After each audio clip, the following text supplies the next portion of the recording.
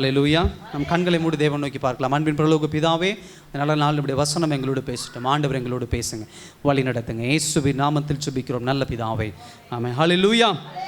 தொடர்ந்து தாவீதை குறித்து நாம் தியானித்து கொண்டு வருகிறோம். கடந்த வாரம் இருதயத்துக்கு ஏற்றவன் என்கிற ஒரு வசனத்தை வைத்து நாம் தியானித்தோம். இந்த வாரம் ரொம்ப ஒரு முக்கியமான ஒரு காரியம். தாவீது அப்படின்னு சொன்னாவே எல்லோருக்கும் ஞாபகம் வரக்கூடிய ஒரு ஆள் யாருங்க? கோலியாத். சரிங்களா? உலக பிரகாரமான பிள்ளைகளுக்கு கூட இந்த ஸ்டோரி தெரியும். ஒரு சின்ன பையன் ஒரு பெரிய ராட்சதனை, ஒரு அரக்கனை என்ன பண்ணான், வீழ்த்தினான் அப்படின்னு சொல்லி இந்த ஸ்டோரி நமக்கு தெரியும். எனக்கு இந்த நாளில் இந்த ராட்சதன் அப்படின்னு சொல்லக்கூடிய ஒரு ஜெயிண்ட் அப்படின்னு ஆங்கிலத்தில் சொல்லுவாங்க, தமிழில் ராட்சதர்கள் அப்படின்னு சொல்லி என்ன பண்ணுவாங்க சொல்லுவாங்க.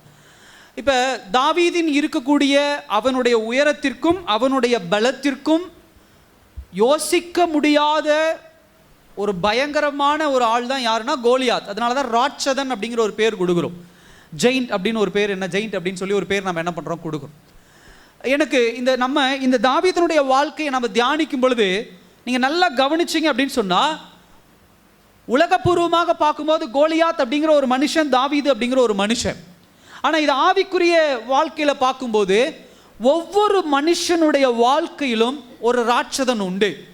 அந்த ராட்சதன் யார் என்று சொன்னால், அவனுக்கு மேலாக செயல்படக்கூடிய, இல்லை அவனுக்கு மேல் நின்று அவனை கீழே விழ செய்கிற, அவனை அமிழ்த்தி போடுகிற பாவம்.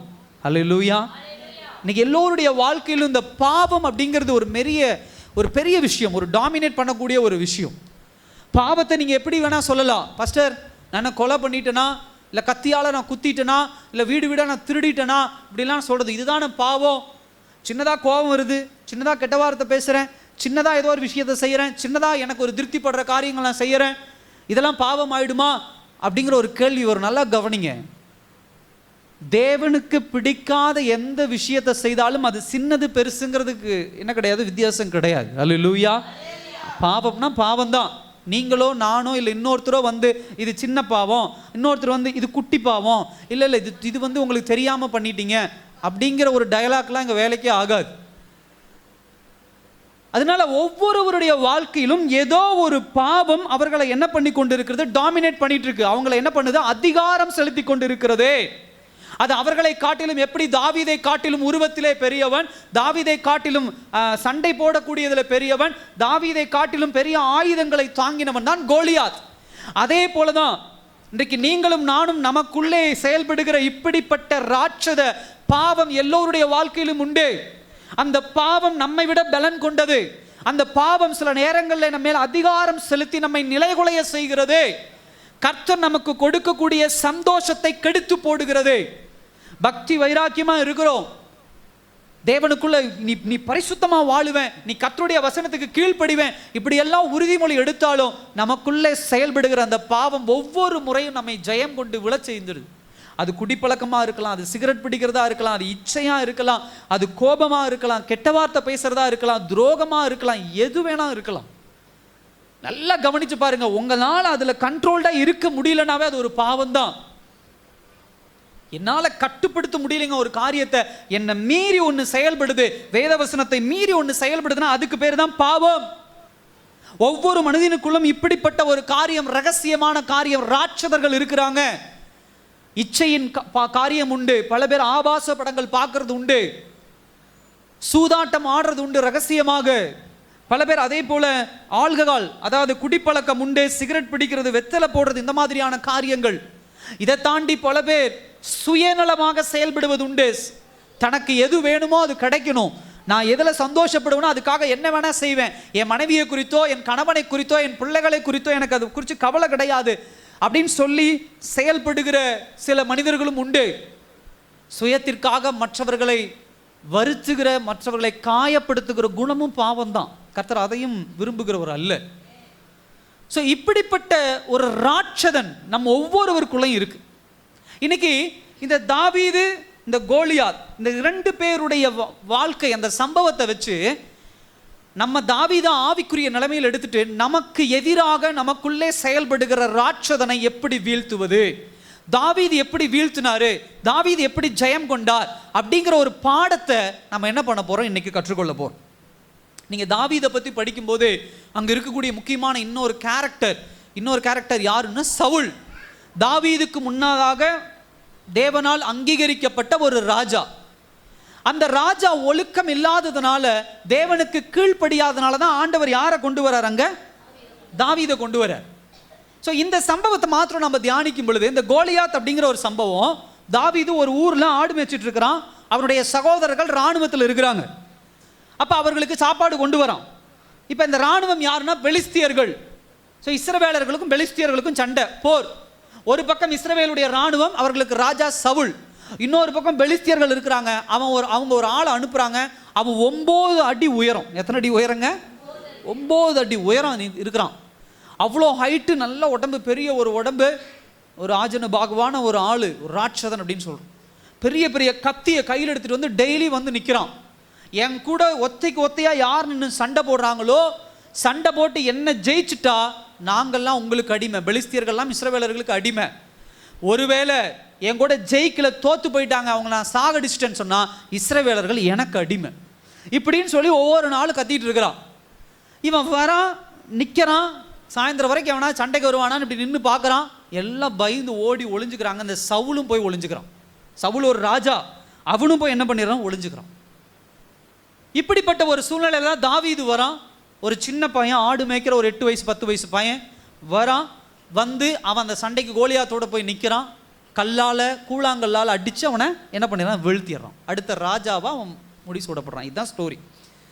இப்போ இங்கே நீங்கள் கவனிக்கும் பொழுது ஒரு பாயிண்ட்டை நான் சொல்லிவிட்டு நான் நேராக நம்முடைய முதல் பாயிண்ட்டுக்கு நேராக நான் கடந்து போகிறேன். ஒரு கான்ட்ராஸ்ட் அப்படின்னு சொல்லுவாங்க. அதாவது எதிரெதிரான ஒரு முரண்பாடு நம்ம சவுலுக்கும் தாவீதுக்கும் பார்க்க முடியும். கோலியாத்தை சவுல் எப்படி பார்க்குறாரு அப்படின்னு சொன்னால், ஹியூமன் பர்ஸ்பெக்டிவ் அப்படிம்பாங்க. மனித பார்வை, ஆவிக்குரிய பார்வை, இதுதான் வித்தியாசம். மனித பார்வையில் கோலியாத்தை சவுல் பார்க்கறனால தான் 17ஆம் அதிகாரம் 25ஆம் வசனத்தில் சொல்கிறான். 17ஆம் அதிகாரம் 25ஆம் வசனத்தில், நீங்கள் அந்த மனுஷனை பார்த்தீங்களா? நிற்கிற இந்த மனுஷனை கண்டீர்களா? இஸ்ரவேலை நிந்திக்க வந்து நிற்கிறானே. அந்த மனுஷனை ரொம்ப பெருசாக பார்க்குறாங்க. ஐயோ, இவ்வளோ பெரிய ஆளாக இருக்கிறானே அப்படின்னு சொல்லி என்ன பண்ணுறாங்க? அவங்க பார்க்குறாங்க. ஆனால் அதே சமயத்தில் 17ஆம் அதிகாரம் 26ஆம் வசனத்தில் தாவீது எப்படி பார்க்குறான்? ஜீவனுள்ள தேவனுடைய சேனைகளை நிந்திக்கிறதற்கு விருத்த சேதனம் இல்லாத இந்த பெலிஸ்தியன். நல்லா கவனிங்க, பாயிண்ட் பாருங்க. சவுல் பெரிய ராஜா, ராணுவ அதிகாரிகள் பெரிய மனுஷங்க, இவனுங்க என்ன சொல்றானுங்க? இவ்வளோ பெரிய ஆளா வந்து நிற்கிறானே, இவன்ட்ட எப்படி சண்டை போடுறது அப்படிங்கிறான். இன்னொரு பக்கம் பார்க்குறோம், ஒரு சின்ன பையன், 8 வயசு 10 வயசு பையன், அவன் வந்து என்ன சொல்றான்? இதே கோலியாத்தை பார்த்து என்ன சொல்றான்? எப்ப விருத்த சேதனம் இல்லாத இவனுக்கா ஏன்டா பயப்படுறீங்க? இவன் எம்மாத்திரம் அப்படின்னு சொல்லி என்ன பண்றான்? சொல்றான். வித்தியாசம் பாருங்க. அல்லேலூயா. சில நேரத்தில் நம்ம சின்ன பிள்ளைகள் பெரியவங்க நம்ம ஒப்பிட்டு பார்க்கும்போது சில விஷயங்கள் நம்ம பயந்து செய்வோம். ஆனால் சின்ன பிள்ளைகள் என்ன பண்ணுவாங்க? சிறு கன்று பயம் அறியாதுக்கிற மாதிரி என்ன பண்ணுவாங்க? போய் அந்த விஷயத்தை என்ன பண்ணுவாங்க? செஞ்சுருவாங்க. அந்த வலியை குறிச்சோ அந்த வேதனை குறிச்சோ அவங்களுக்குள்ள என்னமோ இருக்காது. அதே போல தான் தாவீது சொல்கிற வார்த்தை இந்த சிறு பிள்ளை பேச்சு அப்படி கிடையாது. ஏன்னா அவன் உபயோகப்படுத்துகிற வார்த்தை ரொம்ப முக்கியமான ஒரு வார்த்தை. என்னன்னா விருத்த சேதனம். இதை குறித்து நம்ம பாயிண்டில் நம்ம தியானிப்போம், பட் மைண்டில் வச்சுக்கோங்க. அடுத்தது, ரெண்டாவது, சவுல் எதில் கான்ஃபிடென்ஸ் வச்சிருக்கிறான், எதில் நம்பிக்கை வச்சிருக்கிறான்னா ஆயுதத்தில். இப்போ எப்படி தாவீது சண்டைக்கு போகிறேன்னு சொன்ன உடனே அவனுக்கு ட்ரெஸ்ஸை போட்டு அவன் கையில் ஆயுதத்தை கொடுத்து நீ சண்டைக்கு போடாங்கிறான். அப்போ இவன் எப்படி ஒப்பிட்டு பார்க்குறான்? கோலியாத் கையில் இருக்கிற ஆயுதம் எவ்வளவு பெருசு, என் கையில் இருக்கக்கூடிய ஆயுதம் எவ்வளவு பெருசு? ஏன் ஆயுதம் கோலியாத்தினுடைய ஆயுதத்தை வெட்டிருமா, அவனை செஞ்சிருமா அப்படிங்கிற ஒரு பயம், இந்த கான்ட்ராஸ்ட் இருக்குது. ஆனால் தாவீது 17ஆம் அதிகாரம் 45ஆம் வசனத்தில் சொல்றாரு. என்ன சொல்றாப்ல? அதற்கு தாவீது பெலிஸ்தீனை நோக்கி, நீ பட்டயத்தோடும் ஈட்டியோடும் கேடகத்தோடும் என்னிடத்தில் வருகிறாய், நானோ நீ நிந்தித்த இஸ்ரவேலுடைய இராணுவங்களின் தேவனாகிய சேனைகளின் கர்த்தரின் நாமத்தில் உன்னிடத்தில் என்ன பண்றேன்? நான் வரேன். கான்ட்ராஸ்ட் பாருங்க, முரண்பாடு பாருங்க. அடுத்தது, சவுல் எப்பயுமே ஓன் இமேஜ் அப்படிம்பாங்க, தன்னுடைய சுய மகிமைக்காக செயல்படுகிற ஒரு மனுஷன். ஆனால் தாவீது நம்ம வாசிக்கிறோம் எல்லாவற்றையும் தேவனுடைய மகிமைக்காக செயல்படுகிற ஒரு மனுஷன். ஸோ இந்த பாயிண்ட் எல்லாம் என்ன பண்ணுது இருக்குது. ஸோ இதெல்லாம் நம்ம பார்க்கலாம். ஸோ ஒவ்வொரு பாயிண்ட்டை நம்ம பார்த்துட்டு வருவோம். அதில் ஃபர்ஸ்ட் பாயிண்ட் என்ன அப்படின்னா, வாழ்க்கையில் ராட்சதர்களை வீழ்த்த நமக்கு ஒரு ஆவிக்குரிய பார்வை தேவை. ஹல்லேலூயா. ஸோ அந்த ராட்சதன் அப்படின்னா நீங்கள் மைண்டில் வச்சுக்க வேண்டியது எதுனா பாவம். சரி, அதுதான் மெயின். பாவம், பிசாசு, உலகம், ஸ்பிரிச்சுவல் லைஃப்பில் நீங்கள் அப்படி தான், ஆவிக்குரிய வாழ்க்கையில் நீங்கள் அப்படி தான் பார்க்கணும். ஸோ இப்படிப்பட்ட காரியங்களை ஒரு மனுஷன் பார்க்கணும் அப்படின்னு சொன்னால் எதில் பார்க்கணும்னு சொன்னால் உலகப்பூர்வமான பார்வையில் என்ன பண்ணக்கூடாது, நீங்கள் பார்க்கக்கூடாது.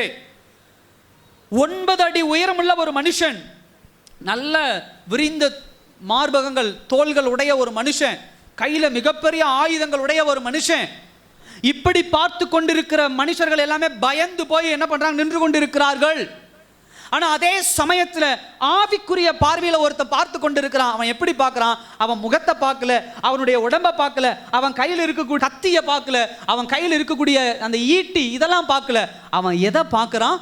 விருத்த சேதனம் இல்லாத ஒரு மனுஷன். ஹல்லேலூயா. நல்ல பாயிண்ட் கவனிங்க. ஒரு மனிதனுடைய வாழ்க்கையில இப்ப இந்த இஸ்ரவேல் ஜனங்களுடைய வாழ்க்கையை நம்ம எப்படி பார்க்கலாம் அப்படின்னு சொன்னா, கோலியாத்துங்கிறது ஒரு மனுஷன். என்னங்க, கோலியாத்துங்கிறவன் ஒரு மனுஷன், ஒரு சிங்கிள் ப்ராப்ளம்.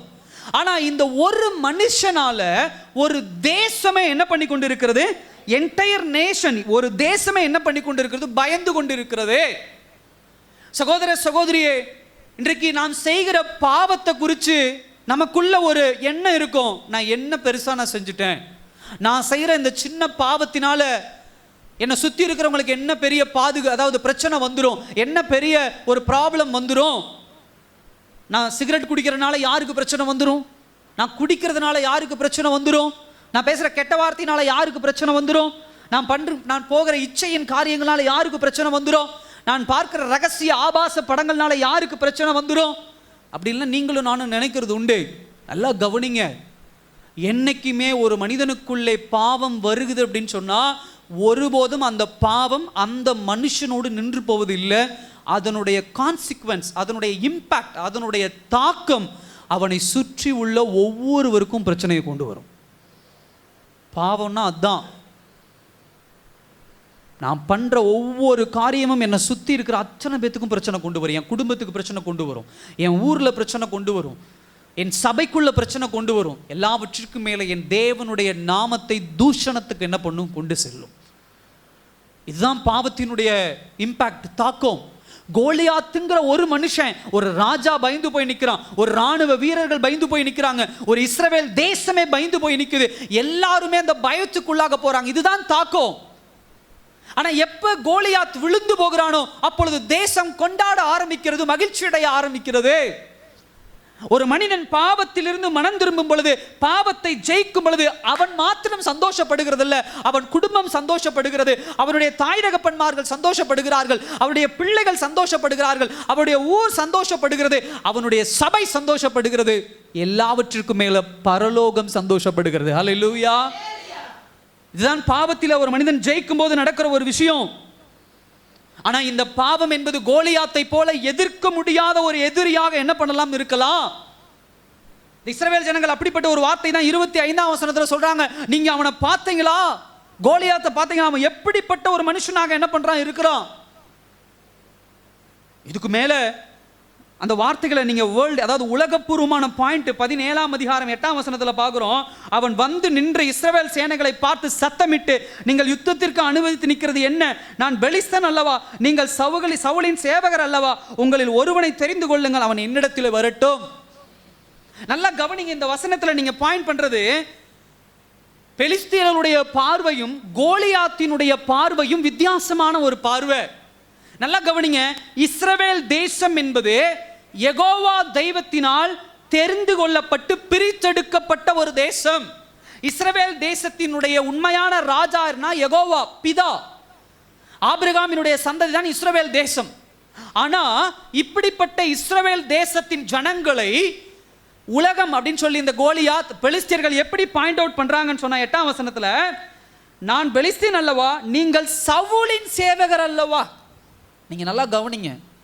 நீங்க சவுலுடைய ஆள் அல்லவா அப்படின்னா என்ன அர்த்தம்? உலகம் எப்பொழுதும் உங்களையும் என்னையும் வேற ஒரு கோணத்துல தான் பார்க்கும். ஹல்லேலூயா.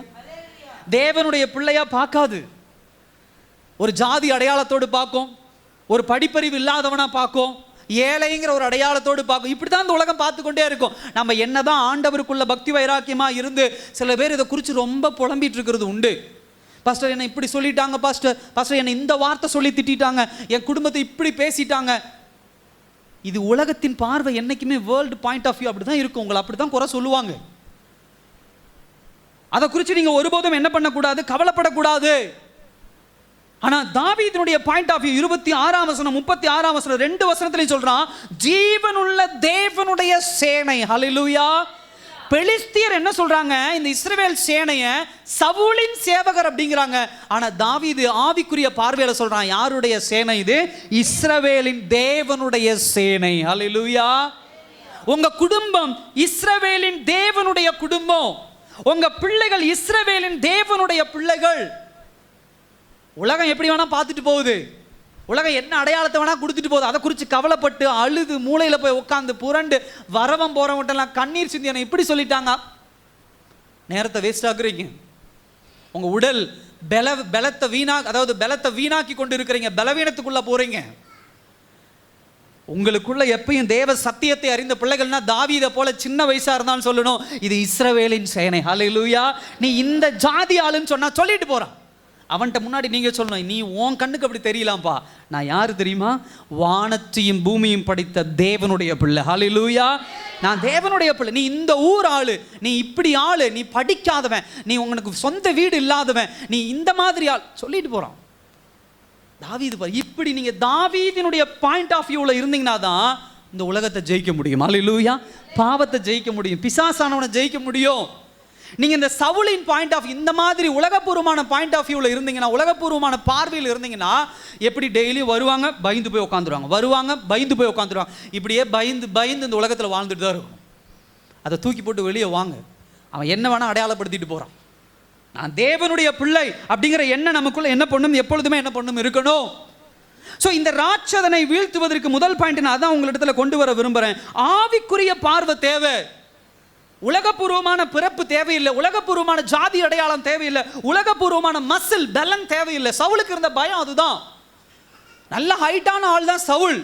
ஆனால் கோலியாத்தினுடைய அந்த அந்த கை பலன் இருக்கு பார்த்தீங்களா, இந்த ஆம்ஸ்ன்னு சொல்லுவாங்க, அந்த கை பலன், அந்த பாடி ஸ்ட்ரக்சர், அவன் இருக்கக்கூடிய அந்த திறமை, இதெல்லாம் சவுல் என்ன நினச்சிட்டான், ஏன் அவன் கை பெரிய கை, என் கை சின்ன கை, அவன் கால் பெரிய கால், என் கால் சின்ன கால், அவன் ஒரு அடி விட்டானா நான் விழுந்துருவேன், நான் ரொம்ப பலவீனமான ஆள், இப்படியே நினச்சி நினச்சி எதோடு ஒப்பிட்டு கொண்டு இருக்கிறான், தன்னுடைய சரீரத்தையும் அவன் பெலிஸ்தீனுடைய சரீரத்தையும் ஒப்பிட்டு கொண்டு இருக்கிறான். அப்போ சவுலுடைய பார்வை எப்படிப்பட்டிருக்குது, இவ்வளோ பெரிய ஆளா, இவனை நான் கண்டிப்பாக வீழ்த்த முடியாது, இது உலகப்பூர்வமான பார்வை. ஆனால் தாவீது இவ்வளோ பெரிய ஆளா, இதுதான் சான்ஸு கர்த்தருடைய நாமத்தை மகிமைப்படுத்துவதற்கு. ஹல்லேலூயா. சத்தமாக சொல்லுங்க ஆமென். ஒரு பிரச்சனை வருதுன்னா உடனே குடும்பத்தோடு உட்காந்து கண்ணை அப்படியே போட்டு ஐயோ அம்மான்னு போட்டு புலம்பிட்டுலாம் இருக்கக்கூடாது. இன்னும் ஊருக்கெல்லாம் ஃபோன் பண்ணி எல்லாரும் வர வச்சு இப்படி ஒரு பிரச்சனை நடந்துருச்சு இந்த மாதிரிலாம் நினச்சக்கூடாது. பிரச்சனை வந்தோன்னு இவ்வளோ பெரிய பிரச்சனையா, ரைட்டு, என் வீட்டை சுற்றி உள்ளவங்களுக்கெல்லாம் என் இயேசு யாருன்னு காட்ட வேண்டிய நேரம் வந்துருச்சு. ஹல்லேலூயா. இத்தனை நாட்களாக இஸ்ரவேலர்களுக்கு மாத்திரமே நம்பிக்கையும் நம்பிக்கை கொஞ்சமும் நம்பிக்கை இல்லாமல் இருந்த இஸ்ரவேலர்களுக்கு தெரிந்த என் பிதாவை பெலிஸ்திய தேசத்திற்கும் கொண்டு போய் நிறுத்த வேண்டிய நேரம் வந்துருச்சு. ஹல்லேலூயா. இதுதான் நம்மளுடைய பாயிண்ட். அதான் சொல்ல, இவ்வளோ பெரிய பிரச்சனையா, என் ஆண்டவர் நாம மகிமைப்படும். அப்படி எடுத்து பாருங்க எல்லா விஷயத்தையும், ஆவிக்குரிய பார்வையில் கொண்டு வாங்க எல்லா விஷயத்தையும். ஸோ அது ரொம்ப கவனமாக நீங்கள் என்ன பண்ணணும், நீங்கள் பார்க்கணும். ஏன்னா இன்னொரு பாயிண்ட் கூட நான் சொல்லிக்கிட்டே இருந்தேன், விருத்த சேதனம் இல்லாத இந்த பெலிஸ்தீன் எம்மாத்திரம். உடனே நமக்குள்ள ஒரு கேள்வி வரும், என்ன பாஸ்டர் விருத்த சேதனம்? அப்போ இவங்களும் வந்து பார்த்தீங்கன்னா தாவீதும் ஒரு ஊரை இன்னொரு ஊரோட கம்பேர் பண்ணி அவங்கள தாழ்த்தி பேசுகிறாருல்ல. இஸ்ரவேலர் அப்படின்னா அவங்க பெரிய ஆட்கள், பெலிஸ்தியர்கள்னா தாழ்த்தப்பட்டவர்கள் மாதிரி, அவங்க கீழானவர்கள் மாதிரி தானே தாவீதும் பேசுகிறாரு. அப்படி உங்கள் பாயிண்ட் ஆஃப் வியூவில் அப்படி கிடையாது. அதனால தான் அவர் அழகாக ஒரு ஊர் பேரை சொன்னாலும் அதுக்கு முன்னாடி சொல்கிறாரு விருத்த சேதனம். இந்த விருத்த சேதனம் அப்படின்னு சொன்னால் என்ன அர்த்தம் அப்படின்னு சொன்னால், ஆண்டவர் ஆபிரகாமோடு உடன்படிக்கை பண்ணும் பொழுது ஆண்களுடைய உறுப்பில் இருக்கக்கூடிய நுனித்தோலை என்ன பண்ணிடுறது, வெட்டி எடுக்கிறது. இது ஒரு உடன்படிக்கையின் அடையாளம். இன்னைக்கு நிறைய பேருக்கு இதில் ஒரு கேள்வி உண்டு, ஏன் இப்படிப்பட்ட ஒரு காரியத்தை ஏன்னா விருத்த சேதனம் நிறைய பேருக்கு தெரியறது இல்லை, அதை நான் சொல்லிட்டேன். அதுக்கு அடுத்தது ஒரு கேள்வி என்னன்னா, ஏன் இப்படிப்பட்ட ஒரு காரியத்தை ஆண்டவர் செய்யணும் அப்படின்னு சொல்லி நல்லா கவனிங்க. ஹிஸ்ட்ரி தான் நமக்கு ரொம்ப முக்கியம். வேதாகமத்தை வாசிக்கும் போது வரலாறோடு சேர்ந்து படிச்சிங்கன்னா தான் உங்களுக்கு நல்லா புரியும் ஏன் ஆண்டவர் இந்த விருத்த சேதனங்கிறத ஆபிரகாமுடைய காலத்தில் அறிமுகப்படுத்தினார்.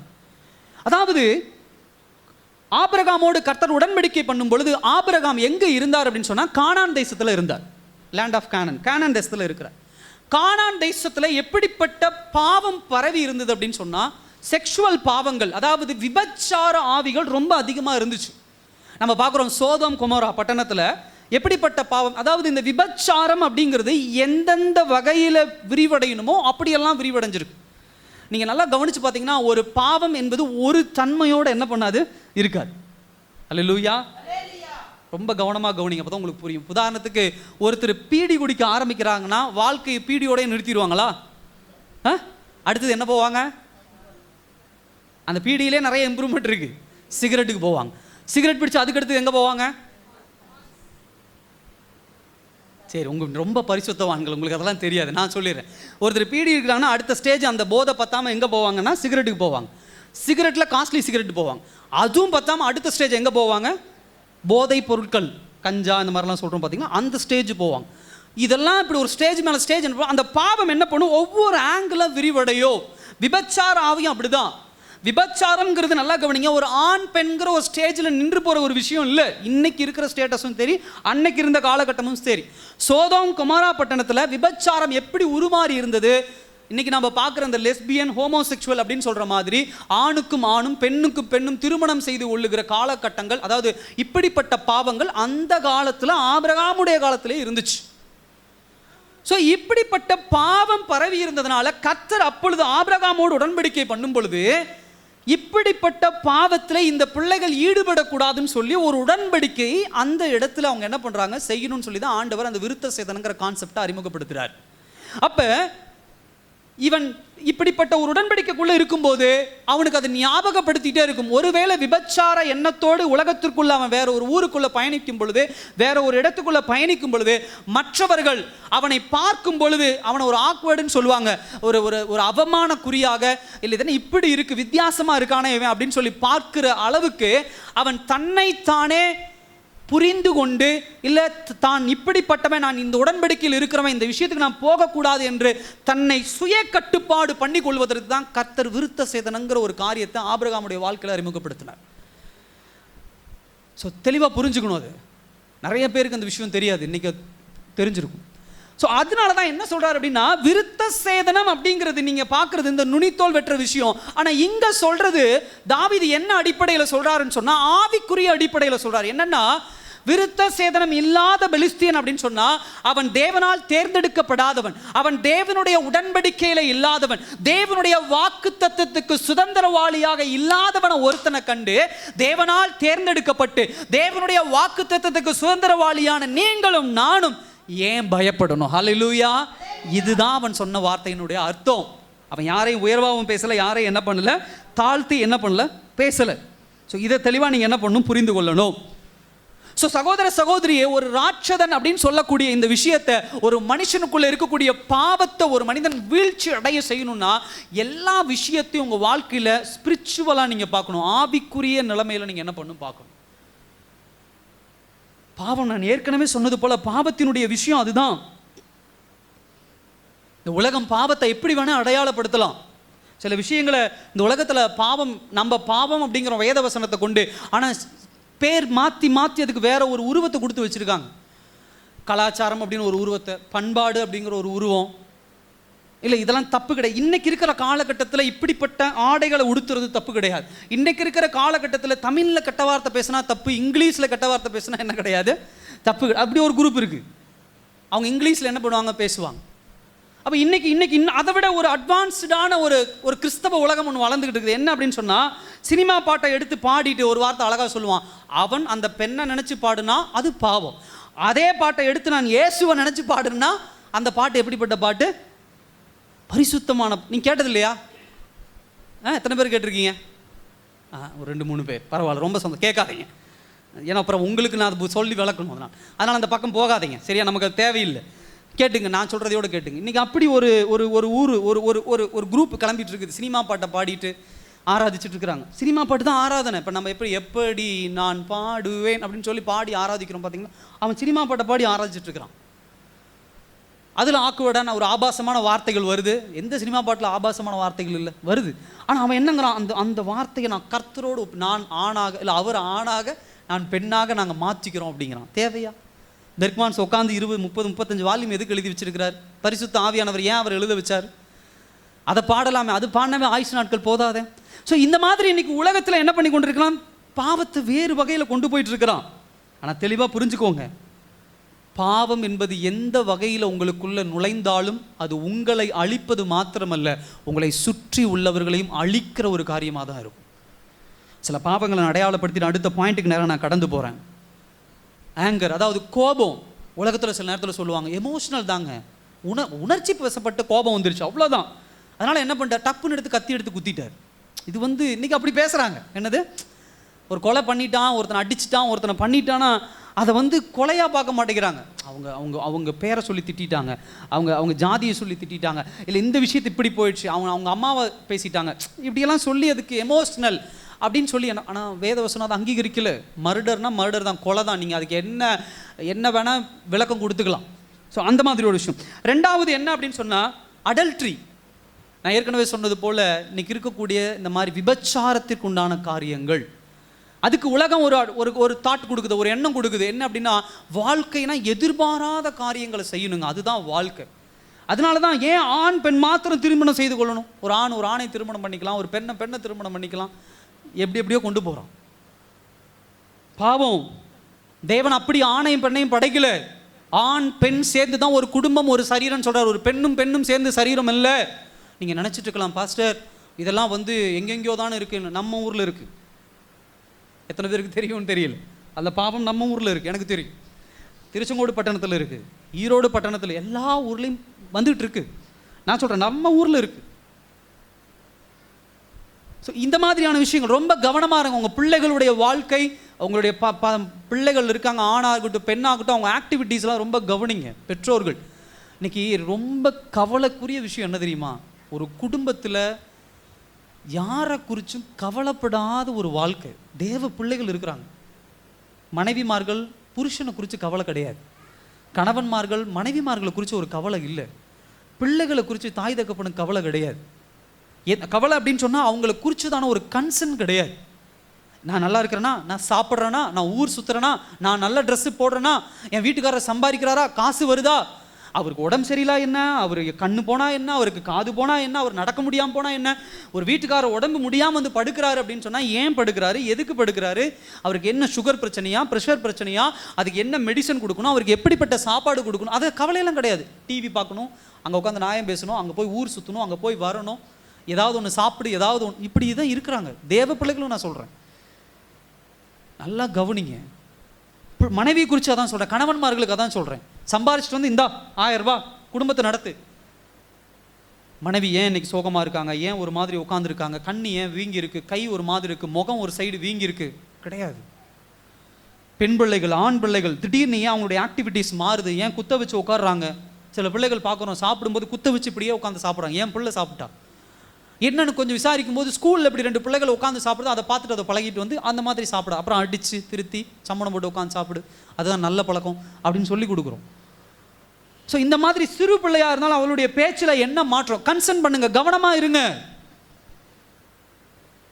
வீட்டுக்காரர் இறந்துட்டாருன்னா மனைவிமார்கள் ரொம்ப கஷ்டப்படுவீங்க. நிறைய பேரை பார்க்க முடியுது, மனைவி இறந்துட்டாங்கன்னா வீட்டுக்காரர் ரொம்ப கஷ்டப்படுவீங்க. 1000 ரூபாய் நீங்கள் சம்பாரிச்சு கொடுத்துடலாம், பார்த்துக்க ஆள் இருக்க மாட்டாங்க. நீங்கள் பார்த்துக்கிறதுக்கு தயாராக இருக்கலாம், சம்பாதிக்க ஆள் இருக்க மாட்டாங்க. எத்தனையோ பெண்கள் இன்றைக்கி அப்படி கஷ்டப்பட்டுருக்காங்க. கணவனை சரியான நேரத்தில் கவனிக்காமல், மனைவிமார்களை சரியான நேரத்தில் கவனிக்காமல், பிள்ளைகளை கவனிக்காமல். ஸோ ரொம்ப கவனமாக என்ன பண்ணுங்க இருங்க. ஸோ சொல்ல வந்த பாயிண்ட்டை தான், எல்லாவற்றையும் ஸ்பிரிச்சுவலாக என்ன பண்ணுங்க பாருங்க. சகோதர சகோதரியை, இந்த இடத்துல பாவத்தை குறித்து தெளிவான ஒரு விளக்கத்தை கொடுக்கிறாரு. எல்லா காரியங்களையும் ஆவிக்குரிய நிலைமையில பார்த்தீங்கன்னா எது பாவம் எது பரிசுத்தம் அப்படிங்கிறத நம்ம என்ன பண்ணலாம், புரிந்து கொள்ளலாம். ஹல்லேலூயா. இஸ்ரவேல் ஜனங்கள் கோலியாத்தை மனுஷனா பார்த்தாங்க, பயந்தாங்க. ஆனா இவன் தாவீது கோலியாத்தை ஸ்பிரிச்சுவலா பார்க்கறான், விருத்த சேதனம் இல்லாத ஒரு ஆள் அப்படின்னு சொல்லி பார்க்கறான், அவனை ஜெயம் கொள்ளுகிறான். So first point. ரெண்டாவது பாயிண்ட் வருவோம். நம்முடைய வாழ்க்கையிலே ராட்சதர்கள் வீழ்ச்சி அடையணும் அப்படின்னா ஜீவனுள்ள தேவனில் நமக்கு நடைமுறையான விசுவாசம் தேவை. ஹல்லேலூயா. Practical faith.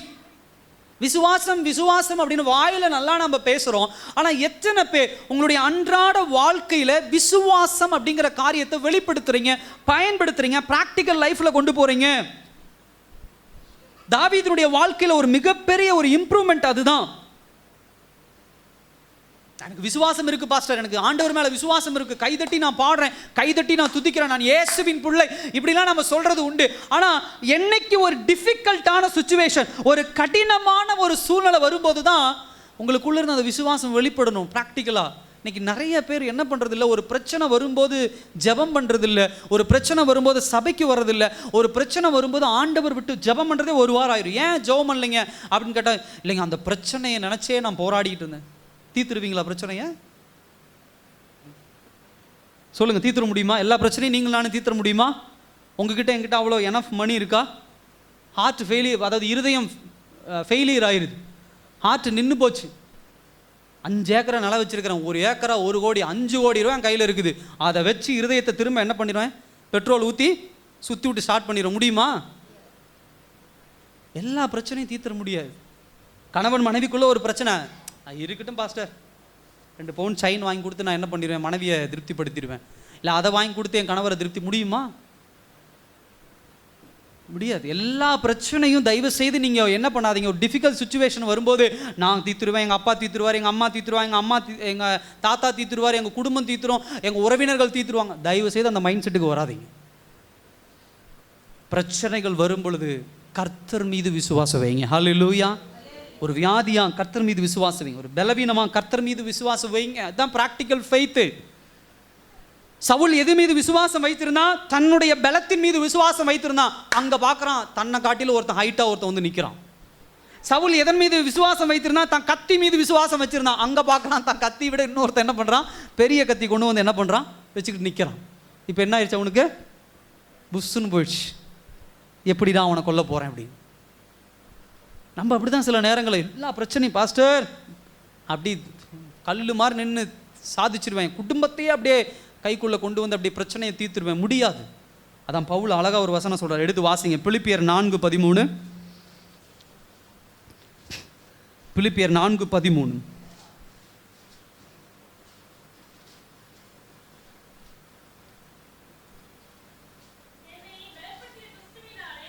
என்னை பலப்படுத்துகிற கிறிஸ்துவினாலே எல்லாவற்றையும் செய்ய, ஹல்லேலூயா, எல்லாவற்றையும் செய்ய எனக்கு பலன் எங்கிருந்து மாத்திரம்தான் வரும், இயேசுவிடத்துல இருந்து மாத்திரம்தான் வரும். வேற யார் இடத்துல இருந்து என்ன பண்ணாது வராது. அதுதான் விசுவாசம். இதே நல்லா கவனிச்சு பாருங்க. தாவீது போய் இந்த விஷயத்தை கேட்ட உடனே போய் சவுல்ட்டு, சவுல் சூப்பர், நீங்க ஒரு பெரிய ராஜா, நல்லா ட்ரை பண்ணுங்க, போய் கோலியாத்தை எப்படியாவது வீழ்த்திட்டு வந்துருங்க அப்படின்னு சொல்லிட்டு வந்தாரு. இல்லை, நான் போறேன், என்ன பண்றேன், விசுவாச வீரன்னா அப்படிதான் இருக்கணும். எல்லா விஷயத்திலும் கர்த்தர் மீது விசுவாசம் உள்ளவன் எல்லா பிரச்சனைகளும் டிஃபிகல்ட் சிச்சுவேஷன்ல என் ஆண்டவர் காப்பாத்துவாரு, என் ஆண்டவர் என்னோடு கூட உண்டுன்னு சொல்லி என்ன பண்ணுவான், முன்னாடி நிற்பான். ஹல்லேலூயா. அதுதான் விசுவாச வீரனுக்கு உண்டான அழகு. என் ஆண்டவர் மாற்றுவாருங்க, என் ஆண்டவர் கொடுப்பார், என் ஆண்டவர் செய்வார். நான் நிற்கிறேன். கோலியாத்துட்டு போய் எதிர்த்து நின்னான். சவுளை போல மற்றவர்கள் எல்லாம் வெயிட்டு கம்மி, ஹைட்டு கம்மி, கத்தி கம்மி, இப்படி நின்று பயந்துகிட்டு இருந்தான். அதெல்லாம் எதுவும் தேவையில்லைங்க, விசுவாசம் எனக்குள்ள இருக்கு, ஆண்டவர் என்னோடு கூட உண்டு. இதுதான் பிராக்டிக்கல் ஃபெய்த். இன்னைக்கு நிறைய பேர் தேவ பிள்ளைகள் விசுவாசத்தினால் வாழ்கிற வாழ்க்கை என்ன பண்றது இல்லை, உள்ள போறதே கிடையாது. அதில் ஒரு 2-3 பாயிண்ட் சொல்கிறேன் நான், கவனிங்க. ஃபஸ்ட்டு என்னென்னா, தனிப்பட்ட அனுபவத்தில் வேரூன்றிய நம்பிக்கை நமக்கு என்னது தேவை. ஹல்லேலூயா. நல்லா கவனிங்க. என்றைக்கும் விசுவாசம் அப்படிங்கிறது ஒரே நாள் அப்படியே பூமாய் வரதில்லை, வெடிச்சு வரது இல்லை. சில பேர் நம்ம நினச்சிட்டு இருக்கிறோம், 3 நாள் உபவாச ஜபம் இருந்துட்டு வெளியே வந்தனா பாஸ்டர் வேற மாதிரி எல்லா விஷயத்தையும் அப்படியே தட்டி எறிஞ்சிருவேன். இன்னைக்கு சில பேர் டைலாக் விடுறாங்க, நான் தான் 6 மணிக்கு எந்திரிச்சு ஜபிக்கிறேன், ஆண்டவர் எனக்கு மட்டும்தான் செய்வார், அப்படிலாம் நினைக்காதீங்க. ஒரு மனிதன் ஒரே நாளில் ஜெபம் பண்ணி எல்லாத்தையும் சுதந்திரிச்சிட முடியாது. நான் சொல்ற தனிப்பட்ட அனுபவம், எக்ஸ்பீரியன்ஸ் ரொம்ப முக்கியம். நீங்கள் ரட்சிக்கப்பட்ட நாள்ல இருந்து சின்ன சின்ன விஷயங்களில் விசுவாசத்தை பயன்படுத்தி ஜெயத்தை கொண்டு வந்துக்கிட்டே இருக்கணும். அல்லேலூயா. ஒரு நாள் தாவீது ஆடு மேய்ச்சிட்டு இருக்கிறான். ஆடு மேய்ச்சிட்டு இருக்கும்போது திடீர்னு என்ன பண்ணுது, சிங்கம் வருது. உடனே என்ன நினச்சிக்கிறான், 50 ஆடு இருக்குது, ஒரு ஆட்டை தான் சிங்கம் தூக்கிட்டு போகுது, தூக்கிட்டு போனால் தூக்கிட்டு போகட்டும், 49 ஆடு நம்மக்கிட்ட இருக்குது, இந்த ஒரு ஆட்டை குறித்து எனக்கு கவலை கிடையாது. அப்படியா இருந்தான்? என்ன பண்ணா? சிங்கத்தோடு போராடி அதனுடைய வாயை 2 என்ன பண்ணா? கிழிச்சு போட்டான். கரடி என்ன பண்ணா? 2 கிழிச்சு போட்டான். இன்னொரு நாள் கரடி வந்துச்சு. அப்ப நல்லா கவனிங்க, ஒரு மனிதன் கோலியாத்துக்கு முன்னாடி தாவீது 8 வயசுல 9 வயசுல போய் நிக்கிறான்னா, அன்னைக்கு அவனுக்குள்ள இருந்து அப்படி வந்தது கிடையாது. ஏற்கனவே அவன் காட்டில் இருக்கும்போது சிங்கத்தோடு விசுவாசத்தை பயிற்சி செய்தான், கரடியோடு விசுவாசத்தை பயிற்சி செய்தான். இப்பொழுது 3வது யாரோடு விசுவாசத்தை பயிற்சி செய்யறான்? ஹல்லேலூயா. நீங்க நல்லா கவனிச்சு பாருங்க, எத்தனை கரடியை நீங்க சந்திச்சிருக்கிறீங்க, எத்தனை சிங்கத்தை நீங்க சந்திச்சிருக்கிறீங்க. போறேன் பாஸ்டர், இன்னைக்கு நைட்டே சென்னை கிளம்புறேன், ஜூக்கு போய் கரடியை பார்த்துட்டு வரேன். அப்படியா? அந்த மாதிரி இல்லை. நான் சொல்ற கரடி சிங்கம் என்பது திரும்ப எதுக்குள்ள வாங்க? ஆவிக்குரிய வாழ்க்கைக்குள்ள வாங்க. கரடி ஒரு ஸ்டேஜ், சிங்கம் அடுத்து ஒரு பெரிய ஸ்டேஜ், அதுக்கு அடுத்தது கோலியாத் அப்படிங்கிறது ஒரு பெரிய ஸ்டேஜ். ஸோ ஃபெய்த், விசுவாசத்தை மொத்தம் சின்ன கரடி, அதுக்கப்புறம் அதை விட கொஞ்சம் பெரிய சிங்கம், அதை விட பெரிய யாரு? கோலியா. அப்போ நீங்கள் நல்லா கவனிக்கணும், உங்கள் வாழ்க்கையில் முதல்ல ஒரு சின்ன பிரச்சனை வரும், அதில் விசுவாசத்தை பயன்படுத்தணும். அடுத்த ஒரு பிரச்சனை முதல்ல ஒரு சின்ன வியாதி வரும், அதில் நம்பிக்கையோடு என் ஆண்டவர் காப்பாற்றுவாருங்க, என் ஆண்டவர் சுகம் கொடுப்பார், என் ஆண்டவர் பலவீனத்தில் மாற்றுவார், அந்த விசுவாசத்தில் ஜெயிக்கும். அடுத்து அதை விட கொஞ்சம் பெரிய பிரச்சனை வரும், சொந்தக்காரன் வந்து ஏற்று நிற்பான், நீ இது இப்படி பண்ணக்கூடாது, நம்மலாம் யாரு, நம்மலாம் எப்படிப்பட்ட ஆள், நீ உன் பிள்ளைக்கு இப்படி கல்யாணம் பண்ணலாமா, உன் பிள்ளைக்கு நீ அப்படி கல்யாணம் பண்ணலாமா, நீ இயேசுவை கும்பிட்றன்னு இப்படி விலகி நிற்கலாமா, நீ இந்த மாதிரி நீ நின்றுலாம் நான் வீட்டுக்கு வரமாட்டேன், நான் இதை பண்ண மாட்டேன், நீ இப்படி தான் செய்யணும், அப்படி தான் செய்யணும். அடுத்து அது ஒரு சிங்கம், அதை விசுவாசத்தில் நீ வந்தாவா வராட்டிப்போ, ஆண்டவர் என்னோடு கூட அதை ஜெயிக்கிறோம். அதுக்கப்புறம் 3வதாக தான் கோலியாத்தை போய் நம்ம ஜெயம் கொள்ள முடியும். இங்கே கரடிக்கிட்ட விழுந்து, சிங்கத்துக்கிட்ட விழுந்து, கோலியாத்துக்கிட்ட போய் நின்று நான் ஜெயிச்சிருவேன்னு சொன்னால் ஏமாந்து வந்துடுவீங்க. அல்லேலூயா. ஸோ ரொம்ப கவனமாக நீங்கள் என்ன பண்ணணும் இருக்கணும். ஸோ இதுதான் யாருக்கிட்ட தோற்று போனவனானா, சவுல் எங்கே தோற்று போனா? இந்த நடைமுறை விசுவாசத்தில் விழுந்து போனவனா ஆனா, பார்ஷியல் ஒபீடியன்ஸ் அப்படிம்பாங்க. அதாவது கொஞ்சம் கொஞ்சம் விஷயங்கள். இன்னைக்கு நிறைய கிறிஸ்தவர்கள் எப்படின்னா கல்ச்சுரல் கிறிஸ்டியன்ஸ் அப்படின்னு சொல்லுவாங்க, கலாச்சார கிறிஸ்தவர்கள். இந்த வேர்டை ரொம்ப அண்டர்ஸ்டாண்ட் பண்ணிக்கோங்க. கலாச்சார கிறிஸ்தவர்கள் அப்படின்னு சொன்னால் பெயருக்கு கிறிஸ்தவர், சில விஷயங்களுக்காக கிறிஸ்டியனுக்குள்ளே வந்தேன், அப்படியே கிறிஸ்தவனாக நான் இருக்கிறேன், அதில் ரொம்ப நாட்டம் கிடையாது. இப்படிப்பட்டவர்கள் விசுவாசத்தை எல்லா விஷயத்திலும் பயிற்சி பண்ண மாட்டாங்க. அந்த ரிலீஜியஸ் ஆக்டிவிட்டீஸில் மாட்டோம், அந்த அந்த மதம் சார்ந்த காரியங்களில் மாற்றம் அப்படியே முன்னாடி நிற்பாங்க. ஃபஸ்ட்டு 40 நாள் உபவாசம் நான் இருக்கிறேன். அந்த நாட்களில் ஒருத்தர் அப்படி தான் இருந்தார். ஒருத்தர் நான் போய் பேசினேன், 40 நாள் நான் என்ன பண்ண மாட்டேன், புலால் அதாவது இறைச்சி சாப்பிட மாட்டேன், 40 நாள் நான் லெந்து காலத்தில் இருக்கிறேன் அப்படின்னாரு. அடுத்தது 40 நாள் முடிஞ்சு ஒரு 2 நாள் கழித்து போகிறேன், என்னங்க அப்படின்னா, நேற்று பயங்கரமான குடி. என்னது பயங்கரமான குடி? ஏன் 40 நாள் முடிஞ்சதை கொண்டாட எங்கே போயிருக்கிறாரு? ஒரு ஊரில் போய் ரூம் எடுத்து பயங்கரமாக குடிச்சிட்டு வந்தாராம். அதை பேசுகிறாரு. அப்போ இவங்களாம் எப்படி போட்டவங்க? அந்த கலாச்சாரம், அந்த நாட்கள் 40 நாட்கள் மாத்திரம் இருந்து அப்புறம் பாவம் பண்ணலாம். இப்படிப்பட்ட ஒரு குரூப்பை என்ன பண்ணுது நம்ம காண முடியுது இந்த உலகத்தில். பாவத்தை இப்படி என்ன பண்ணி கொண்டிருக்கிறார்கள், செய்து கொண்டிருக்கிறார்கள்.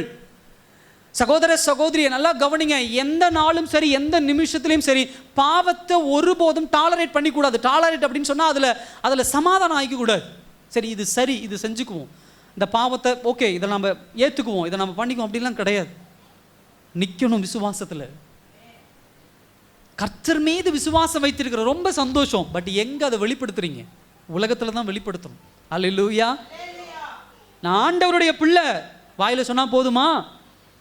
நீங்கள் பேசுகிறீங்களா உங்கள் பிள்ளைகிட்ட, நீ என் பிள்ளைன்னு சொல்கிற மாதிரி என்ன பண்ணும்?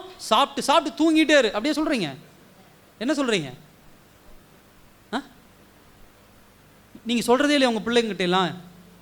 நீ என் பிள்ளையா இருந்தால் ஃபஸ்ட் ரேங்க் வாங்கன்னு சொல்கிறீங்களா இல்லையா? என் பிள்ளையா இருந்தால் ஒழுக்கமாக இருக்கணும் சொல்கிறீங்களா இல்லையா? என் பிள்ளையா இருந்தால் நான் சொல்கிற பேச்சை கேட்டு இங்கே தான் போகணும், இங்கே. அப்போ நீங்கள் மட்டும் உங்கள் பிள்ளைனா எப்படி தான் இருக்கணும், இப்படி தான் இருக்கணும், அப்படி தான் இருக்கணும், இல்லைன்னா நீ என் பிள்ளையே இல்லை அப்படிங்கிற ஒரு வார்த்தையை நம்ம சொல்கிறோம். ஆண்டவர் சொல்லுவாரா மாட்டாரா? சத்தமாக சொல்லுங்கள். என் பிள்ளைனா நீ இப்படி தான் இருக்கணும். அதுக்கு தான் வேதவசனத்தை கொடுத்துருக்கிறாரு. கலாச்சாரம் மாதிரி இருக்காது, கலாச்சார கிறிஸ்தவனை போல என்ன பண்ணாதீங்க, இருக்காதீங்க. அப்போதைக்கு அப்போ தேவைங்கிறப்ப உலக பிரகாரமாக அந்த பிள்ளைகள் நடிப்பாங்க பாருங்கள். ஏதாவது ஒரு விஷயம் தேவைன்னா யாருக்கிட்ட போனால் கிடைக்குமா அங்கே போய் அழுது காரியத்தை சாதிச்சுட்டு வர மாதிரி அப்படிப்பட்டவங்களாம் இருக்கக்கூடாது. அப்போ நீங்கள் என்ன பண்ணணும் அப்படின்னா, ஆண்டவருடைய பிள்ளைனா இந்த உலகத்தில் பாவத்தை ஒருபோதும் என்ன பண்ணக்கூடாது, சமரசம் செய்து கொள்ளக்கூடாது. அது என்ன பெனிஃபிட் வேணால் கொடுக்கலாம், அது எப்படிப்பட்ட ஒரு காரியத்தை வேணால் என்ன பண்ணலாம், கொடுக்கலாம். நீங்கள் பாவத்தை சமரசம் செய்து கொண்டீங்கன்னா, உங்கள் குடும்பத்துக்குள்ள அந்த பாவம் நுழைஞ்சிருச்சுன்னா கொஞ்சம் கொஞ்சமாக உங்கள் விசுவாசம், உங்கள் பிள்ளைகளுடைய விசுவாசம் எல்லாத்தையும் சிதைச்சிரும். நீங்கள் கவனித்து பாருங்க, ஒரே ஒரு ஆள் வந்து நிற்கிறான், கோலியாத்து. இந்த விசுவாசம் இல்லாதனால ராஜா பயந்து போய் நிற்கிறான். ஹோல் இஸ்ரவேல் ராணுவம், முழு இஸ்ரவேல் ராணுவம் பயந்து போய் நிற்குது. ஒரு இஸ்ரவேல் தேசம் பயந்து போய் கிடக்கிறான். எல்லாரும் எங்க கொன்றுவானுங்களோ அப்படின்னு சொல்லி. விசுவாசத்தை எடுத்துட்டு போய் முன்னாடி நிற்க ஒரு ஆள் இல்லை. ஆனால் எல்லாருக்குள்ளேயும் எல்லாருமே இயேசுவை அறிந்தவர்கள், எல்லாருமே பிதாவை அறிந்தவர்கள், எல்லாருமே ஆபிரகாமின் சந்ததி, எல்லோரும் விருத்த சேதனம் பண்ணினவர்கள், எல்லோரும் பலி கொடுக்கிறவங்க, எல்லாரும் நாங்கள் இயேசுவின் பிள்ளை, பிதாவின் பிள்ளை, நாங்கள் யெகோவா தெய்வத்தின் பிள்ளை மார்தட்டுகிறவர்கள். ஆனால் பிரச்சனை வந்துட்டா பயந்து போய் நின்றாங்க. பாவம்னு ஒன்று வரும்போது இல்லைங்க, அதை சமாளிச்சுக்கலாம், இந்த பாவத்தை நான் சமரசம் பண்ணிக்கலாம், ஒன்றும் தப்பு இல்லை. பிள்ளை தானே தப்பு பண்ணிட்டான், ஏற்றுக்கலாம். மகதான தப்பு பண்ணிட்டா, ஏற்றுக்கலாம். வீட்டுக்காரர் தானே தப்பு பண்ணிட்டார், ஏற்றுக்கலாம். மனைவி தானே தப்பு பண்ணிட்டாங்க, ஏற்றுக்கலாம். இல்லை குடும்பமான தப்பு பண்ணிட்டோம், ஏற்றுக்கலாம். ஏற்றுக்காதீங்க. நீ தேவனுடைய பிள்ளை. பாவம்னா பாவம், பரிசுத்தம்னா பரிசுத்தம். அங்கதான் உங்க விசுவாசத்தை வெளிப்படுத்துறீங்க. விசுவாசம் அப்படின்னு சொன்னா நீங்கள் யார் மீது நம்பிக்கை வைத்துள்ளீர்கள் என்பதை வெளிப்படுத்துறதுக்கு பேர் தான் விசுவாசம். அல்லேலூயா. பக்கத்திலேயே ஒரு டாக்டர் இருக்கிறார். நெசவாளர் வேலத்தா கோவில்ல டாக்டர் 2-3 டாக்டர் இருக்கிறாங்க. ஆனால் சில பேர் நம்ம என்ன பண்ணுறோம், ஏதோ உடம்பு சரியில்லைனா வண்டி எடுத்துகிட்டு எங்கே போகிறீங்க? சில பேர் திருச்செங்கோடு போகிறாங்க, சில பேர் ஈரோடு போகிறாங்க, சில பேர் கோயம்புத்தூர் போகிறாங்க, சில பேர் சேலம். ஏன் போகிறீங்க? ஏன் இங்கேயே பார்க்கலாம்ல? ஏன் இங்கே பார்க்க மாட்டேங்கிறோம்? இந்த டாக்டர் மேலே நமக்கு என்ன கிடையாது? நம்பிக்கை இல்லை, விசுவாசம் இல்லை. அப்போ திருச்செங்கோடில் இருக்கிற டாக்டர் மேலே எனக்கு விசுவாசம், ஈரோட்டில் இருக்கிற டாக்டர் மேலே எனக்கு விசுவாசம். ஏன்னா அவங்க கண்டிப்பாக என்ன பண்ணிடுவாங்க, சுகம் கொடுத்துருவாங்க அப்படிங்கிற ஒரு எண்ணம் நமக்குள்ளே இருக்குல்ல. அதே போல தான் ஆண்டவர் நம்மை சுற்றி உள்ளவர்களை குறித்து தான். அவங்க மேலே விசுவாசம் வைக்காதீங்க, அவங்க மேலே டாலரேட் பண்ணிக்காதீங்க, பாவத்தை ஒருபோதும் சமரசம் செய்து கொள்ளாதீங்க. எனக்கு ஆண்டவர் சொன்ன ஒரு வார்த்தை ரொம்ப பிடிக்கும், எடுத்து வாசிங்க. மத்தேயு 5ஆம் அதிகாரம் 29ஆம் வசனத்தை வாசிங்க. மத்தேயு 5:29.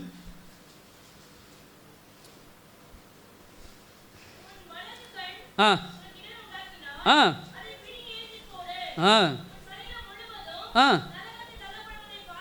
ஆ ஆ ஹல்லேலூயா.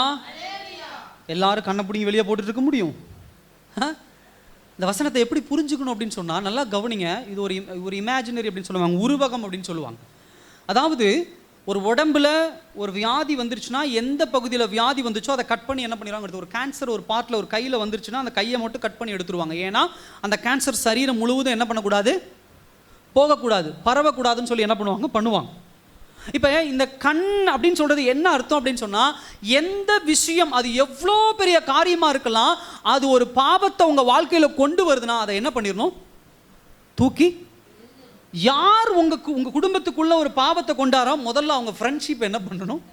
அல்லேலூயா. சத்தமாக சொல்லுங்க. அவங்க உறவை என்ன பண்ணணும்? அவங்க நட்பை என்ன பண்ணணும்? சொல்லுங்க, சத்தமாக சொல்லுங்க. கட் பண்ணும். அதுக்கு அர்த்தம் தான் இது. கண்ணை பிடுங்கி போடுன்னா, உன் சரீரம் உனக்கு பிரச்சனை வரும்போது சரீரத்தையே பிடுங்கி போடுன்னு ஆண்டவர் சொல்றாரு. ஆனால் இன்னைக்கு என் சொந்தக்காரன், என் உறவுக்காரன், என் நண்பன், என்னுடைய ஃப்ரெண்டு, என் கூட பிறந்தவங்க, அவங்க இவங்கன்னு சொல்லி அவர்களோடு சேர்ந்து நாம் என்ன பண்ணி கொண்டு இருக்கிறோம்? பாவத்தை பார்ட் டைமாக பண்ணுறதில்ல, முழு நேரமாக பண்ணிகிட்டு இருக்கிறோம். இதனால தாங்க நம்முடைய வாழ்க்கையில் இந்த ராட்சத காரியங்கள், பாவங்களை நம்மளால் என்ன பண்ண முடியல, ஜெயிக்க முடியல. 2வது பாயிண்ட் நான் சொல்கிறேன், கவனிங்க. ஜீவனுள்ள தேவன் மீதே நமக்கு விசுவாசம் தேவை, மனித முறைகளில் அல்ல. ஹல்லேலூயா. நல்லா கவனிங்க. Human methods. இன்னைக்கு நம்ம வாழ்கிற வருஷம் எந்த வருஷம்? 2025. இன்னைக்கு டெக்னாலஜி, அதாவது தகவல் தொழில்நுட்ப சாதனங்கள் நிறைய வளர்ந்துருக்குது. ஃபிலாசபி, தத்துவங்கள் பெருசாக வளர்ந்துருக்குது. இன்னைக்கு இந்த பைபிளுடைய வயசு எத்தனை வயசுங்க? 2000க்கு முன்னா எவ்வளோ? இந்த பைபிளுடைய வயசு குறைந்தபட்சம் 5000 வருஷங்கள். எவ்வளோ? 5000 6000 வருஷம் நீங்கள் கையில் வச்சிருக்கிறது. இப்போ இன்னைக்கு டெக்னாலஜி வளர்ந்துருக்கலாம், தகவல் தொழில்நுட்ப முறைகள் வளர்ந்துருக்கலாம். ஒரு விஷயத்தை இப்படி பண்ணலாம், ஒரு விஷயத்தை அப்படி பண்ணலாம், ஒரு விஷயத்தை இந்த மாதிரி பண்ணலாம், இப்படி சுற்றி வந்து பண்ணலாம், அப்படி சுற்றி வந்து பண்ணலாம். இல்லை, உடனே நம்ம என்ன பண்ண, பைபிளில் போட்டிருக்கிற பிரகாரம்லாம் செஞ்சிட முடியுமா பாஸ்டர்? அப்படியெல்லாம் வாழ்ந்துட முடியுமா? இன்னைக்கு இருக்கிற காலகட்டத்தில் எல்லாமே நம்ம அட்ஜஸ்ட் பண்ணி போகணும். கோலியாத் எதை கொண்டு வந்து நிற்கிறான் சண்டைக்கு? சத்தமாக சொல்லுங்க. கோலியாத் சண்டைக்கு எதை கொண்டு வந்து நிற்கிறான்? கோலியாத் கூழாங்கல் கொண்டு வந்தானா?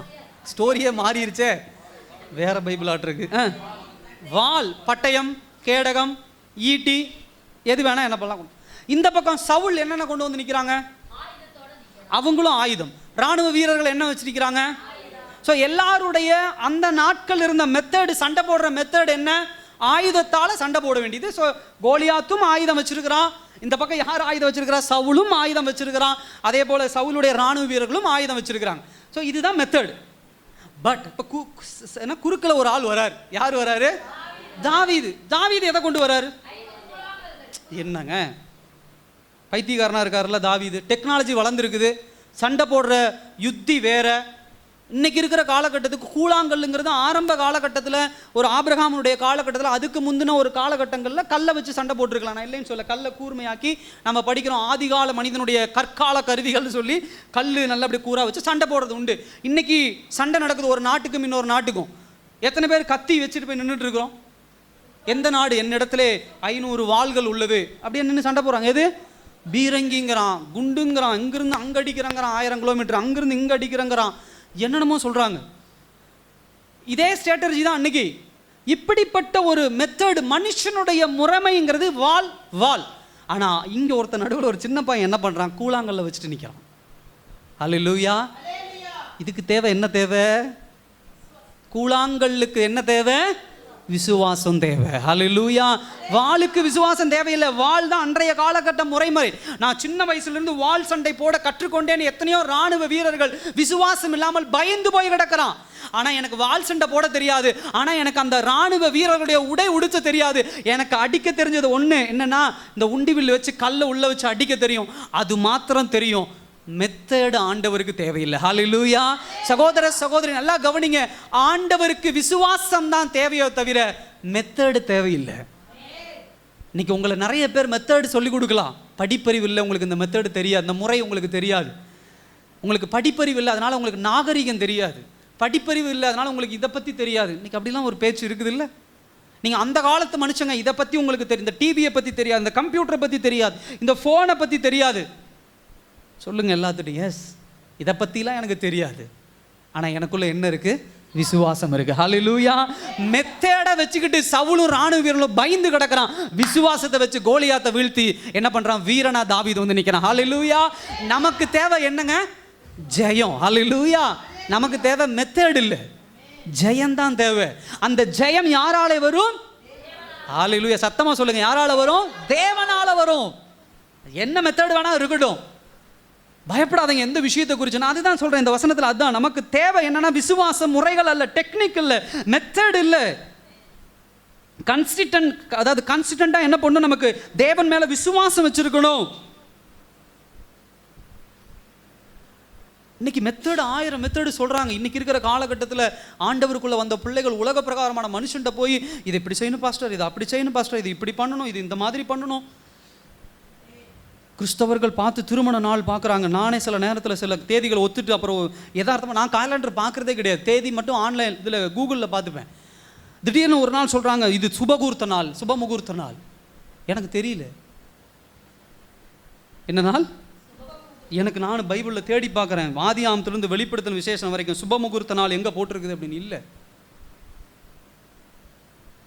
ஏன் அவங்க கேட்கட்டா, ஏன் அந்த நாள் இல்லை? எங்கள் சொந்தக்காரங்க எல்லாமே இயேசுவை ஏற்றுக்கொள்ளாதவர்கள், அதனால நான் வேறு நேரத்தில், அது என்ன கண்டம்லாம் சொல்கிறாங்க, அந்த நேரத்தில் வச்சுட்டேன்னா அவங்க எல்லாம் வந்து சாப்பிட மாட்டாங்க, இல்லை வரமாட்டாங்க.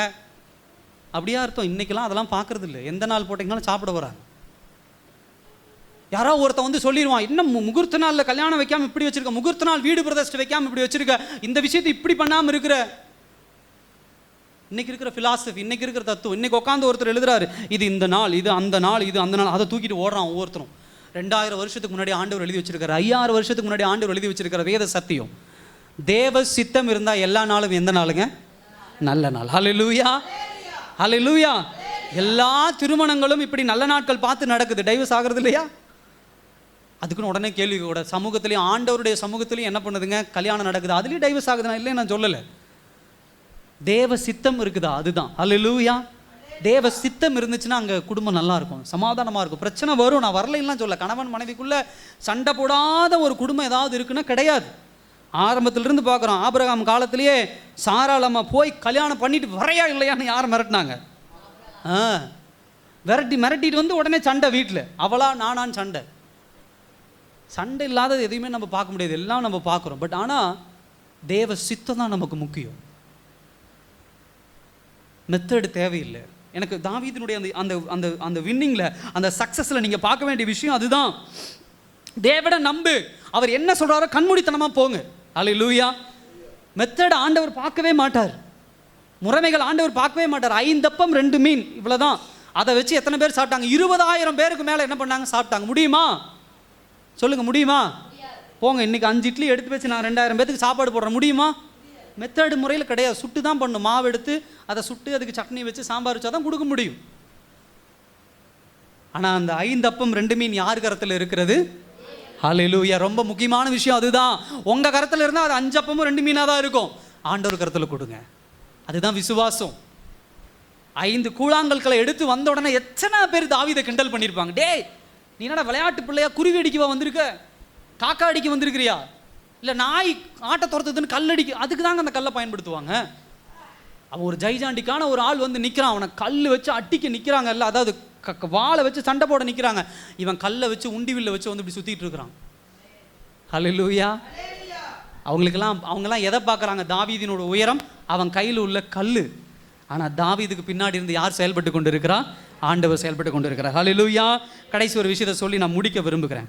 ராட்சதர்களை வீழ்த்த வேண்டும் என்று சொன்னால் நாம் எப்பொழுதுமே என்ன பண்ணணும்? தேவ மகிமையை நாம் என்ன பண்ணணும்? அடையாளப்படுத்தணும். ஹல்லேலூயா. என்ன பாயிண்ட் போட்டிருக்கு? என்ன பண்ணணும்? தேவ மகிமை மட்டுமே என்ன பண்ணணும்? ஃபோக்கஸ் பண்ணணும், கவனம் செலுத்தணும். ஆங்கிலத்தில் டெலிபரேட் அப்படின்னு சொல்லுவாங்க. டெலிபரேட் அப்படின்னா தெரிஞ்சே பண்ணுற ஒரு விஷயம். நம்முடைய வாழ்க்கையில் நல்லா கவனிங்க, எப்பயுமே தேவ மகிமைக்காக மாத்திரம் தான் என்ன பண்ணணும்? காரியங்களை செய்யணும்.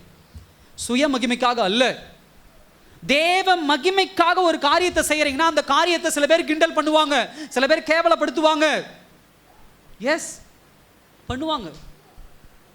அவன் கூழாங்கல்ல வச்சு நிற்கும் போது, அந்த உண்டிவில்ல வச்சு நிற்கும் போது அவனை எல்லாருமே என்ன பண்ணலாம்? அவனை கிண்டல் படுத்தலாம். ஆனால் நல்லா கவனிங்க, இந்த இடத்துல தாவீது ஒருபோதும் சுய மகிமைக்காக போய் சண்டை போடல, சுய மேன்மைக்காக போய் சண்டை போடல. ஆனால் சவுலுடைய மனநிலைமை எப்படிப்பட்ட தெரியுமா? நான் போய் சண்டை போட்டு நான் ராஜாவாகணும், நான் தான் அந்த தேசத்தின் ராஜாவாக இருக்கணும், இப்படிப்பட்ட சுய மகிமையை, அதாவது அந்த கணம், அந்த ரெஸ்பெக்ட், அந்த ஹானர், அதை தேடி தான் மனுஷன் ஓடுவான்.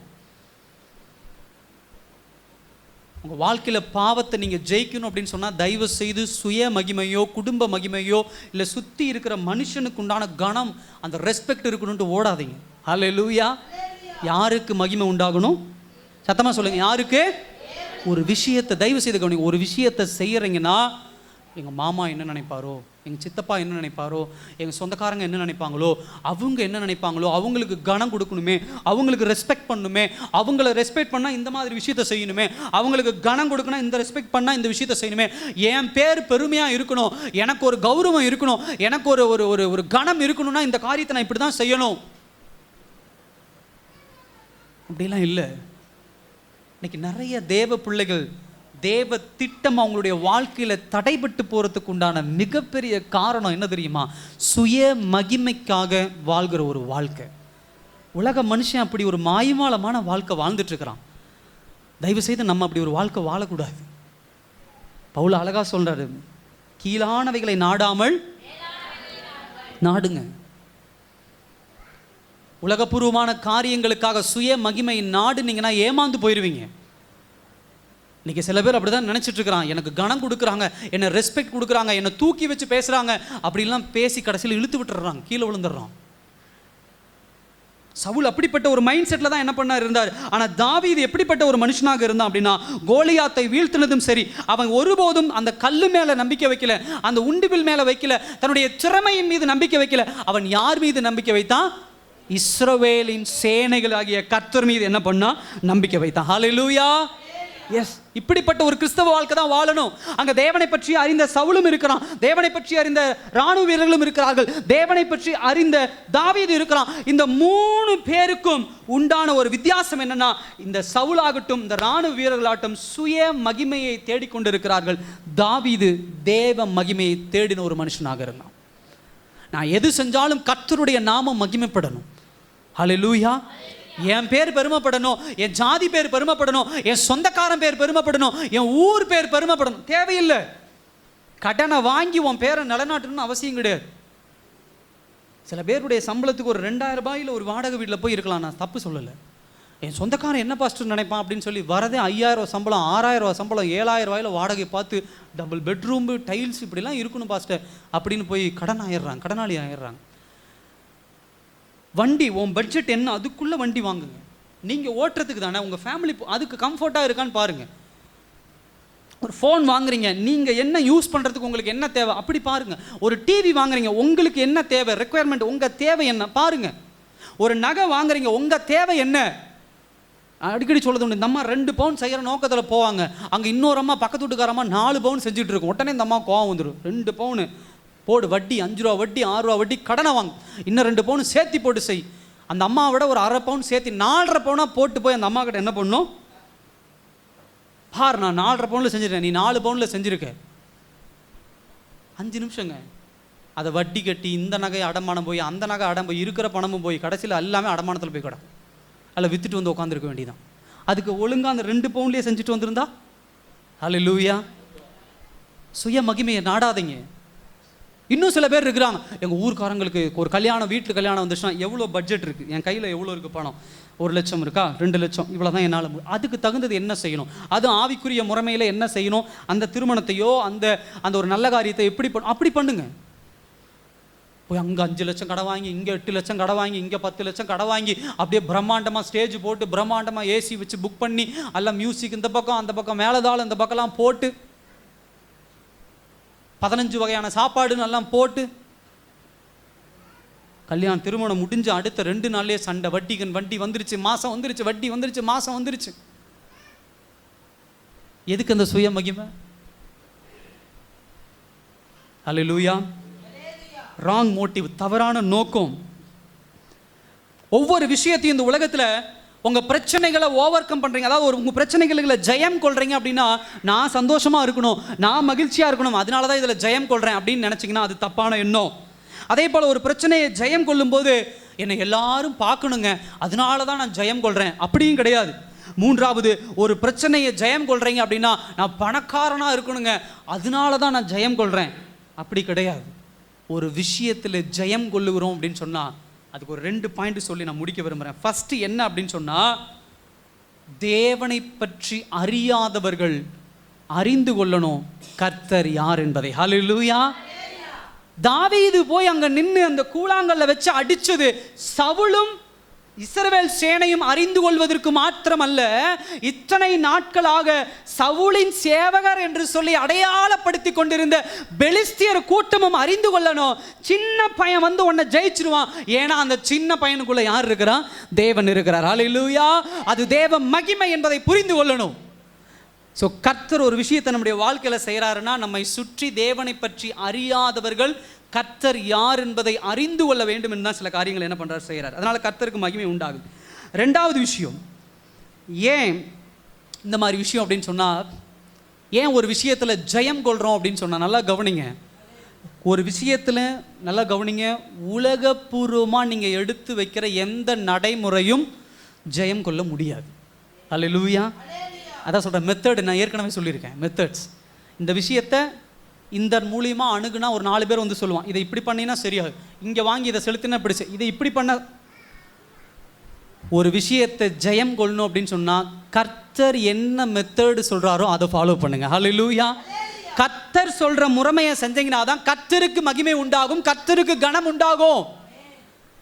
சவுல் போய் கோலியாத்தை ஜெயிச்சிருந்தானா சவுலுடைய வாள் திறமைன்னு சொல்லி எல்லாம் பெருமை பேசியிருப்பான். ஆனா தாவீது போய் கோலியாத்தை வீழ்த்தினால தான் இந்த பக்கம் ஆப்போசிட்ல இருக்கிறவனே நினைக்கிறான், தாவீதுக்கு பின்னாடி நம்முடைய தேவன் இருக்கிறார். ஹல்லேலூயா. யெகோவா தேவன் இருக்கிறார் என்பது 2வது பாயிண்ட். 3வது பாயிண்ட், நான் ஏற்கனவே சொன்னது போல, ஒரு விஷயத்தை ஜெயம் கொள்றோம்னா நம்ம கிட்ட இருக்கிற தேவனை அறிந்தவர்களுக்குள்ளேயே விசுவாச குறைபாடாக இருக்கும். ஹல்லேலூயா. சில நேரத்தில் சில கணவன்மார்கள் மனைவியை குறித்து ரொம்ப பேசுறது உண்டு. என் மனைவி சரியில்லை பாஸ்டர், என் மனைவி அப்படி இல்லை, ஜெபம் பண்ணுறது இல்லை, வேதவசனம் வாசிக்கிறது இல்லை, கிறிஸ்துவத்தில் அப்படி இல்லைன்னு மனைவிமார்கள் பேசுறது உண்டு. என் கணவன் அப்படி இல்லை, என் கணவன் இப்படி இல்லை, ஆண்டவருக்குள்ள பரிசுத்தமாக இல்லை, எல்லாம் நடிக்கிறாப்புல அப்படின்னு பேசுறது உண்டு. நல்லா கவனிங்க. எப்பொழுதுமே உங்களுடைய சுற்றி உள்ள உங்களுடைய கணவனோ மனைவியோ விசுவாச குறைபாடு உள்ளவர்களாக இருக்கிறாங்கன்னா உங்கள் பெருமையை காட்டி அவங்கள விளைச்செஞ்சிடலான்னு நினச்சிடாதீங்க. ஹல்லேலூயா. நான் ஜெபிக்கிறேன், நீ ஜெபி, நான் இப்படி இருக்கிறேன், நீ அப்படி இரு, நான் இந்த மாதிரி இருக்கிறேன், நீ அந்த மாதிரி இரு, அப்படி ஜெயிக்க முடியாது. உங்களுக்குள்ளிருந்து வெளிப்படுகிற விசுவாசம் தான் அவர்களை மாற்றும். ஹல்லேலூயா. இந்த இஸ்ரவேல் ஜனங்கள் எல்லாம் பயந்துட்டு இருந்தாங்க. ஆனா தாவீது ஜெயம் கொண்ட உடனே அவர்களுக்குள்ளே குறைவா இருந்த விசுவாசம் என்ன செய்து பலன் கொண்டு என்ன பண்ணுது, எழும்புவதை நாம் என்ன பண்ணுவது பார்க்க முடியுது. ஹல்லேலூயா. என் சகோதர சகோதரி, இந்த 3 பாயிண்ட் ரொம்ப நல்லா கவனமா கவனிச்சுக்கோங்க. ஒரு ராட்சதன் அப்படிங்கிற பாவம்ங்கிற ஒரு விஷயத்தை இப்படிதான் ஜெயம் கொள்ள முடியும். எல்லாரும் இருக்க இடத்துல எழுந்து நிற்கலாமா அந்த நாள்ல?